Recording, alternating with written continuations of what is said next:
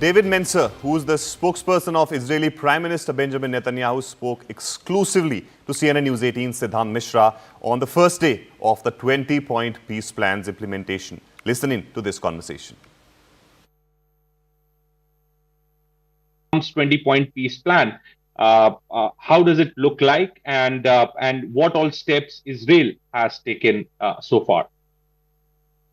Well, it's the first part of this deal that within the next 72 hours, all 48 people, hostages, Israelis and non-Israelis as well, must be returned to Israel. 20, as you said, are living, but there are also 28 bodies, unfortunately, that need to be reunited with their families so that they can get a decent Jewish burial.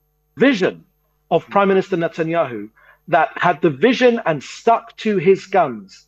He said those were the three objectives of the war, that all of our hostages should be returned, that Hamas should be destroyed, disarmed, and no longer form a future in Gaza, and that Gaza can't form a threat to Israel again. All of those three objectives have been achieved now with the return, please God, of our hostages.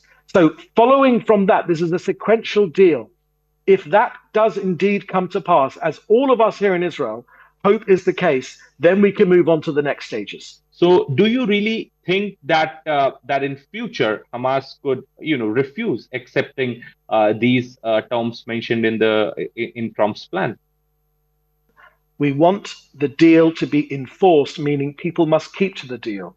If Hamas rearm, if they start to take control over different parts of Gaza, I don't want to talk about negative, seeing into the future in a negative way, but we are, we have no illusions that Israel has overall security control over the Gaza Strip, and that will continue for the foreseeable future. Can we expect President Trump also to be visiting West Asia soon? Yes, we hope that's the case. I can't share with you exactly the timetable, but the Prime Minister has made that clear, and the President as well. If he comes, and we hope he comes early next week, that he will be addressing the Knesset, our parliament, our democratic House of Government, has invited President Trump over. And also he will be meeting hostages as well. In fact, Prime Minister Modi also spoke to Prime Minister Netanyahu, and there were reports in Israeli media that Prime Minister Netanyahu paused his security cabinet to meet just to answer call of Prime Minister Modi. There was a cabinet meeting, there was a government meeting, there was lots of military discussions, but the Prime Minister did pause his day to take a call from Prime Minister Modi, because we are so grateful for that consistent support. And I tell you what the two leaders have in common. They've got vision. They don't let themselves be pushed off track by the winds which constantly buffet, which weaker leaders wouldn't be able to tolerate.